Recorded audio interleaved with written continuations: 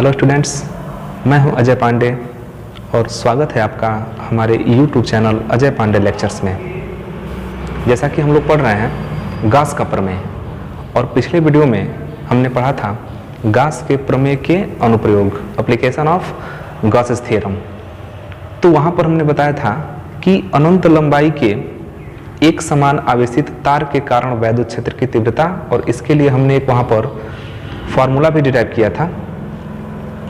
तो वो एक तरह से देखें तो गॉस के नियम का पहला अनुप्रयोग था, और आज हम जो पढ़ने वाले हैं वो गॉस के नियम का दूसरा अनुप्रयोग है। अगर आप उस वीडियो को नहीं देखे हैं तो एक बार जाकर पुनः देख लीजिए, तो ये बेहतर तरीके से समझ में आएगा। क्रमबद्ध तरीके से देखेंगे तो अच्छा समझ में आएगा।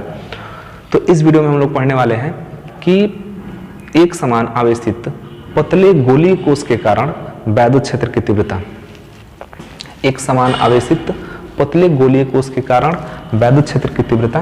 तो गोलीय कोश से यहाँ पर क्या तात्पर्य है? गोलीय कोश का मतलब होता है कि गोला तो है लेकिन खोखला है, अंदर जो है एकदम खाली है, तो हम इसको खोखला गोला समझ सकते हैं। तो खोखले गोले के कारण वैद्युत क्षेत्र की तीव्रता, लेकिन गोला कैसा है? तो आवेशित है, एक समान रूप से आवेशित है। तो यहाँ पर किसी भी गोलीय कोश के कारण वैद्युत क्षेत्र की जो तीव्रता होती है वो तीन कंडीशन में निकाल सकते हैं। गोलीय कोश के कारण वैद्युत क्षेत्र की तीव्रता तीन कंडीशन में निकाला जाता है। एक तो होता है कि गोलीय कोश के बाहर किसी बिंदु पर, दूसरा होता है कि गोलीय कोश के पृष्ठ पर, दूसरा गोलीय कोश के पृष्ठ पर, और तीसरा होता है गोलीय कोश के अंदर। मतलब कि हम गोलीय कोश के कारण वैद्युत क्षेत्र की तीव्रता तीन कंडीशन में निकालने वाले हैं। पहला गोलीय कोश के बाहर, दूसरा उस गोलीय कोश के पृष्ठ पर, और तीसरा गोलीय कोश के अंदर। तो सबसे पहले पॉइंट की बात करेंगे, जो सबसे पहला केस है, फर्स्ट केस, कि गोलीय कोश के बाहर। हम गोलीय कोश के बाहर वैद्युत क्षेत्र की तीव्रता निकालने जा रहे हैं। और एक चीज ध्यान रहे कि वैद्युत क्षेत्र की तीव्रता हम निकालेंगे गॉस के प्रमेय का अनुप्रयोग करके। तो वैद्युत क्षेत्र की तीव्रता निकालने के लिए सबसे पहले हम क्या करेंगे कि एक हम पतला आवेशित गोलीय कोश मान लेंगे। तो लिखने के लिए जब आप नोट्स बनाएंगे तो उसमें क्या लिखेंगे, बातों को ध्यान से समझिएगा, क्योंकि हम बोर्ड पर लिखेंगे नहीं, हम बोलेंगे, समझ के आप लोग नोट्स बनाइएगा। क्योंकि अगर हर चीज़ हम बोर्ड पर लिखने लेंगे तो वीडियो बहुत लंबा हो जाएगा। तो इसलिए हम बोल रहे हैं, उसको आप लिख लीजिएगा कि माना कैपिटल आर त्रिज्या का एक गोलीय कोश है जिस पर Q आवेश एक समान रूप से वितरित है। माना कैपिटल आर त्रिज्या का एक पतला गोलीय कोश है जिस पर Q आवेश एक समान रूप से वितरित है। इसका केंद्र क्या है? O है। अब इसके केंद्र O से स्मॉल r दूरी पर एक बिंदु P स्थित है, एक बिंदु P स्थित है, और उसी बिंदु P पर वैद्युत क्षेत्र की तीव्रता ज्ञात करनी है। किसके नियम का अनुप्रयोग करके? गॉस के नियम का अनुप्रयोग करके।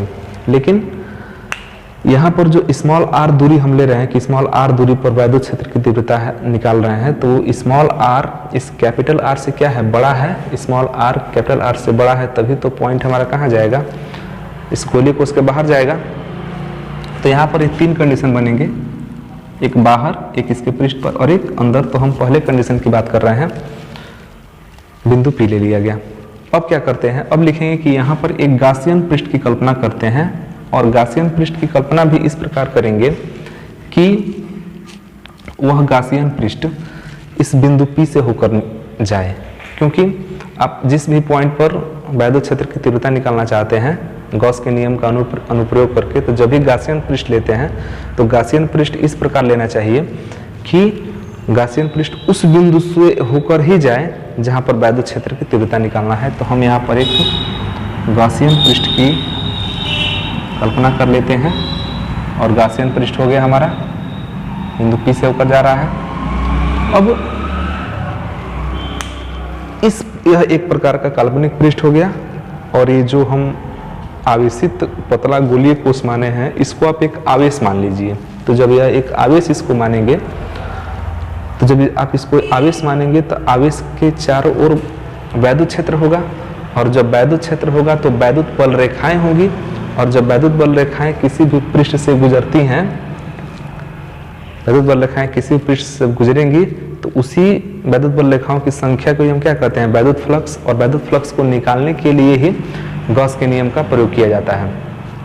तो यहाँ पर गॉस के नियम का हम लोग प्रयोग करके वैद्युत क्षेत्र की तीव्रता निकालेंगे। जैसा कि गॉस का नियम होता है phi E equal to vector E dot D S. तो हम इसी सूत्र का प्रयोग करके हम पक्षांतर करके किसका मान निकालेंगे, वैद्युत क्षेत्र की तीव्रता ई का मान निकालेंगे। तो इसके लिए लिखने के लिए आप क्या लिखेंगे कि माना कैपिटल आर त्रिज्या का एक पतला गोलीय कोश है जिस पर Q आवेश एक समान रूप से वितरित है। इस गोलीय कोश का केंद्र O है, O से स्मॉल r दूरी पर एक बिंदु P स्थित है जहां पर वैद्युत क्षेत्र की तीव्रता ज्ञात करनी है। अब बिंदु P से होकर एक गासियन पृष्ठ की कल्पना किया, इतना लिख लेना है। और अब चूंकि जब हम गॉस के नियम का अनुप्रयोग करते हैं तो वहां पर हमको एक क्षेत्रफल सदिश निकालना होता है। चूंकि हमको वास्तव में निकालना क्या है कि इस पृष्ठ से होकर गुजरने वाला वैद्युत फ्लक्स, तो इस पृष्ठ से होकर गुजरने वाला जो वैद्युत फ्लक्स निकालेंगे तो इसके लिए हम एक ही बार संपूर्ण पृष्ठ का नहीं निकाल पाएंगे।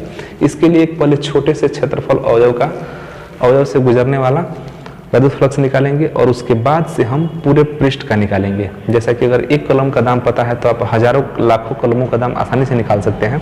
तो पहले हम एक छोटा सा यहाँ पर क्षेत्रफल अवयव ले लेंगे और इस क्षेत्रफल अवयव से निकलने वाला वैद्युत फ्लक्स निकालेंगे और फिर इसकी सहायता से हम एक ही बार पूरे का निकाल लेंगे। क्योंकि अगर इस छोटे से हिस्से से निकलने वाला वैद्युत फ्लक्स पता हो जाए तो हम संपूर्ण हिस्से से निकलने वाला वैद्युत फ्लक्स आसानी से ज्ञात कर सकते हैं।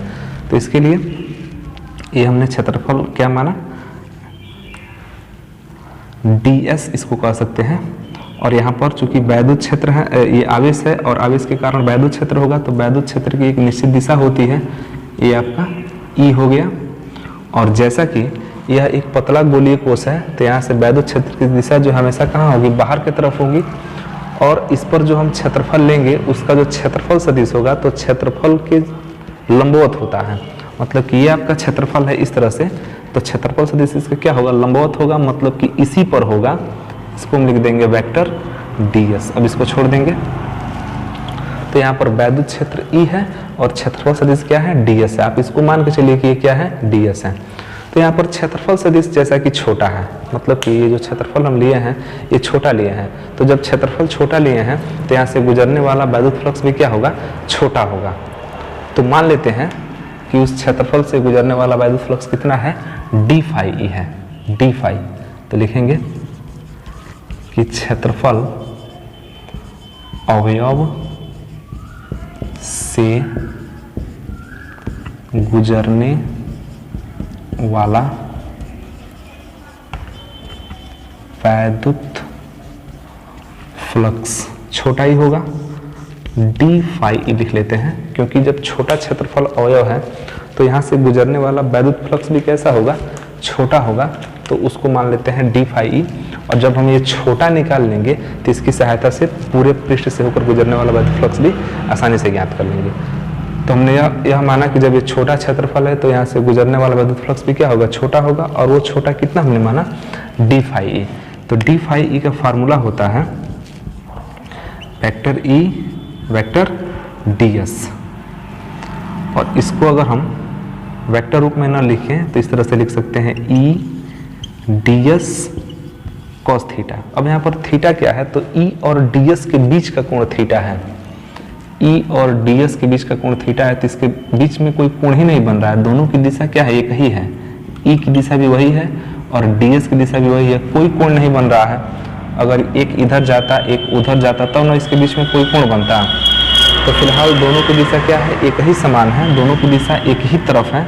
तो यहाँ पर किसी भी प्रकार का कोई कोण नहीं बनेगा। तो यहाँ पर हम लिख सकते हैं कि थीटा इक्वल टू क्या, 0, क्योंकि दोनों की दिशा समान है। और जब cos 0 होता है तो cos 0 का मान कितना होता है, 1 होता है। तो उस हिसाब से हो जाएगा E ds, इसका मान कितना हो गया, 1। ये निकला d फाई E। इसको समीकरण नंबर 1 दे देंगे। मतलब कि जो समीकरण 1 निकला क्या, तो समीकरण 1 में यह निकला कि इस सूक्ष्म क्षेत्रफल अवयव से कितना वैद्युत फ्लक्स पास कर रहा है। तो जब इस सूक्ष्म क्षेत्रफल अवयव से इतना वैद्युत फ्लक्स पास कर रहा है तो अगर इस क्षेत्रफल अवयव को हम बढ़ाते जाएं तो एक समय आएगा कि इस पूरे गासियन पृष्ठ को कवर कर लेगा, मतलब कि ऐसा बहुत सारा इसमें क्षेत्रफल अवयव होगा। तो संपूर्ण का निकालने के लिए इस सूक्ष्म का क्या करते हैं, देखिए संपूर्ण वैद्युत फ्लक्स निकालने के लिए इस सूक्ष्म वैद्युत फ्लक्स का क्या करेंगे, समाकलन करेंगे। तो यहाँ पर लिखेंगे कि यदि संपूर्ण गासियन पृष्ठ से गुजरने वाला वैद्युत फ्लक्स फाई ई हो तो संपूर्ण वैद्युत फ्लक्स फाई ई हो तो फाई ई का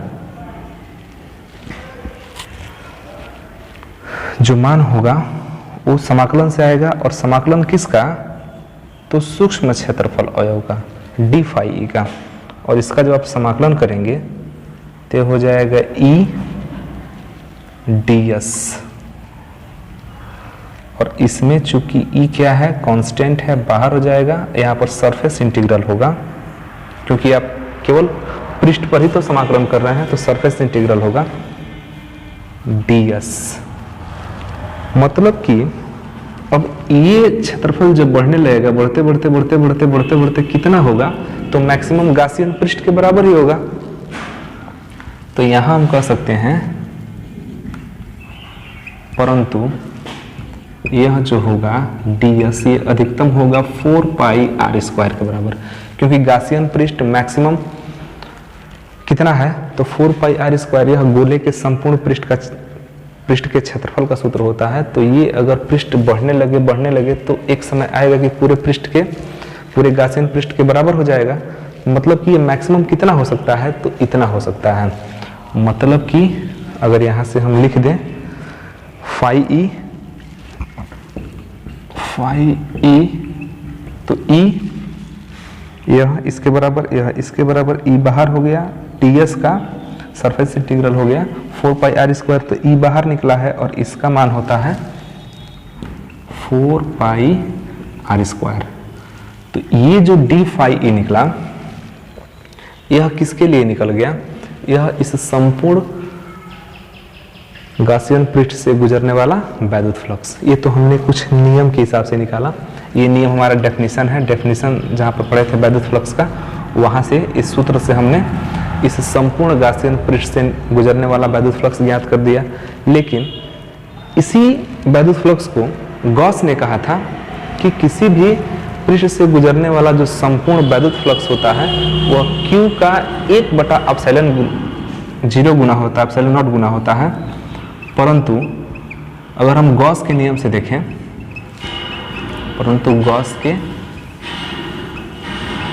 देखें, तो जो फाई ई, इसको आप इक्वेशन नंबर 2 बना लीजिए, इसको आप इक्वेशन नंबर 2 बना लेंगे, और परंतु गॉस के नियम से देखें तो फाई ई का मान होता है Q बाई ε0, इसको आप 3 बना लेंगे। मतलब कि अगर हम वैद्युत फ्लक्स के परिभाषा और वहां से जो प्राप्त सूत्र है उसके हिसाब से देखें तो गासियन पृष्ठ से गुजरने वाला वैद्युत फ्लक्स यह है, और गास के प्रमेय के हिसाब से देखें तो इस संपूर्ण पृष्ठ से गुजरने वाला वैद्युत फ्लक्स यह है। तो दोनों तो एक ही पृष्ठ की बात कर रहा है, मतलब कि जो दोनों वैद्युत फ्लक्स है वो तो एक ही पृष्ठ के लिए है। मतलब कि दोनों कंडीशन में आप चाहे किसी भी फार्मूले से निकालिए, चाहे यहाँ से निकालिए, मतलब कि उसके परिभाषा वाले सूत्र से निकालिए या गास के प्रमेय से निकालिए, दोनों से वैद्युत फ्लक्स का मान क्या आना चाहिए, बराबर आना चाहिए। मतलब कि दोनों समीकरणों को हम एक तरह से कह सकते हैं कि दोनों समीकरणों को इक्वेट करने पर, दोनों समीकरणों की तुलना करने पर, तो तुलना कीजिए तो लेफ्ट हैंड साइड बराबर है तो राइट हैंड साइड भी क्या होगा, बराबर होगा। मतलब कि E 4 pi r square equal to Q by ε0, और यहाँ से हमको E का ही मान चाहिए, तो जब E का मान निकालेंगे तो ये चला जाएगा नीचे, तो Q by 4 pi R square epsilon naught, और इसको एक बहुत अच्छे तरीके से लिख सकते हैं। यहाँ पर कुछ नहीं है तो क्या है, 1 है, तो 1/4 पाई एप्सिलॉन 0 ऐसे लिख सकते हैं, 1/4 पाई एप्सिलॉन 0 और q by R square, q by R square, तो ये सबसे बेहतर है। ये हमारा आ गया गोलीय कोश के कारण बाहर किसी बिंदु पर वैद्युत क्षेत्र की तीव्रता। तो काफ़ी आसान फार्मूला रहा। एक चीज़ इसमें ध्यान दीजिएगा कि यहाँ पर जो वैद्युत फ्लक्स निकाला गया है वह सूत्र वाले, वो परिभाषा वाले सूत्र से है, और यह वैद्युत फ्लक्स है गॉस के प्रमेय से। तो चाहे यह वैद्युत फ्लक्स किसी भी नियम से निकालिए, जब एक ही पृष्ठ की बात हो रही है, इसी पृष्ठ से होकर गुजरने वाला वैद्युत फ्लक्स निकाला जा रहा है, तो वो चाहे किसी विधि से निकालिए, दोनों क्या आएगा, बराबर आएगा। मतलब ये यहाँ से निकाले हैं तो यह आया है, यहाँ से निकाले हैं तो यह आया है, मतलब ये दोनों क्या आपस में बराबर है। या इन सबको छोड़ दीजिए, तो आप समीकरण 2 और 3 का तुलना कर देंगे, तो जब लेफ्ट हैंड साइड बराबर है तो राइट हैंड साइड भी क्या होगा, बराबर होगा, और बराबर कर दिया गया और पक्षांतर करके ई का मान निकाल दिया गया। हमने इसको ऐसा इसलिए व्यवस्थित किया क्योंकि आप इसका मान जानते हैं, 1/4 पाई एप्सिलॉन नॉट का मान पहले से पता है। तो ये रहा, आप इसका स्क्रीनशॉट ले लीजिए, बहुत ही आसान डेरिवेशन रहा। और अब बात कर ले अगर इसके सेकंड वाले केस की, सेकंड वाला केस है, जैसे ये तो हमने बाहर निकाला, अब ये इसके पृष्ठ पर आता, मतलब कि जो हमारा ये बिंदु P है, इस गोलीय कोश के हम बाहर लिए हैं, अगर वही इसके पृष्ठ पर होता तो कोई दिक्कत नहीं होता। ये आर आर आर आर घटते घटते छोटा हो जाता, मतलब कि स्मॉल r इक्वल टू क्या हो जाता, कैपिटल R। तो जो हमारा फॉर्मूला है उसमें स्मॉल r के बदले में क्या रख देंगे, कैपिटल R रख देंगे। बहुत सिंपल है। अगर इसके पृष्ठ पर होता तो ये हमारा गॉसियन पृष्ठ भी तो सिकुड़ता, तो ठीक यहीं पर आ जाता, मतलब कि स्मॉल और कैपिटल आर के क्या होता, बराबर हो जाता, बराबर हो जाता। तो अगर हम सिर्फ इसके बाहर की बात करें, मतलब कि small R equal to capital R, ये आपका सेकंड केस बनेगा। तो उसके लिए जो वैद्युत क्षेत्र की तीव्रता ई होगी वो हो जाएगा 1/4 pi epsilon 0 q by R square. Same चीज़ है, बस एक ही चीज़ समझ लेना है कि अगर ये पॉइंट इसके पृष्ठ पर होता तो गॉसियन पृष्ठ अंदर आ जाता, इसी के लेवल में आ जाता, मतलब स्मॉल और कैपिटल आर क्या होता, बराबर हो जाता, और फार्मूला हमारा यही निकलेगा। यहीं से आप समझ सकते हैं, इसके लिए कोई स्पेशल डेरिवेशन नहीं है, इसी के आधार पर इसको निकाल लिया जाता है। और अब अगर बात करें तीसरे केस की, कि इस गोलीय कोश के अंदर अगर कोई पॉइंट होता, ध्यान से समझना है कि इसके अंदर अगर कोई पॉइंट होता, ये तो मान लीजिए आपका आर त्रिज्या का तो गोलीय कोश है ही, और इसके अंदर कोई मान लीजिए कि यहाँ एक पॉइंट है, तो हमको इसके अराउंड एक गॉसियन पृष्ठ लेना पड़ेगा। और चूंकि इस गॉसियन पृष्ठ के अंदर तो कोई आवेश है ही नहीं, तो जब गॉसियन पृष्ठ के अंदर कोई आवेश नहीं है, इसका मतलब कि इस गॉसियन पृष्ठ से कोई भी वैद्युत फ्लक्स नहीं गुजरेगा। तो जब कोई वैद्युत फ्लक्स नहीं गुजरेगा तो यहाँ पर वैद्युत फ्लक्स का मान कितना होगा, 0 होगा। तो जब वैद्युत फ्लक्स का मान 0 होगा तो यहाँ से होकर यहाँ से जो वैद्युत क्षेत्र की तीव्रता है वो भी क्या हो जाएगी, 0 हो जाएगी। क्यों 0 हो जाएगी, थोड़ा यहाँ पर आप समझ लीजिए कि जैसे कि वैद्युत फ्लक्स का ये फार्मूला होता है जनरली, और यही वैद्युत फ्लक्स अगर 0 हो जाए तो अगर ई का मान आप निकालेंगे तो इसको पक्षांतर करके नीचे ले जाएंगे, और जब नीचे ले जाएंगे तो 0 में भाग होगा, तो ई भी क्या हो जाएगा, 0 हो जाएगा। तो सबसे अच्छा पहला कंडीशन केवल याद रखिए, बाकी दोनों खुद ब खुद याद हो जाएगा। पहले कंडीशन के लिए यह है, और जब दूसरा कंडीशन देखेंगे कि वैद्युत क्षेत्र की तीव्रता उस गोलीय कोश के पृष्ठ पर निकालना है, तो उस स्मॉल आर के बदले में क्या रख देंगे, कैपिटल आर रख देंगे, मतलब कि दोनों त्रिज्या क्या हो जाएंगे, बराबर हो जाएंगे। और सबसे आसान चीज याद रखना है कि गोलीय कोश के अगर भीतर वैद्युत क्षेत्र की तीव्रता ज्ञात करनी है तो वो 0 होता है, क्योंकि गोलीय कोश के भीतर वैद्युत फ्लक्स ही 0 होता है। तो जब वैद्युत फ्लक्स 0 होगा तो वैद्युत क्षेत्र की तीव्रता भी क्या होगी, 0 होगी। तो ये हमारा हुआ गॉस के नियम का दूसरा अनुप्रयोग। अगले वीडियो में हम एक तीसरा भी अनुप्रयोग बताएंगे, तो उसको हम अगले वीडियो में डिस्कस करेंगे। और यदि आप हमारे चैनल पर नए हैं तो चैनल को सब्सक्राइब कीजिए, वीडियो अच्छा लगे तो लाइक कीजिए और अपने मित्रों के पास शेयर कीजिए। तब तक के लिए धन्यवाद।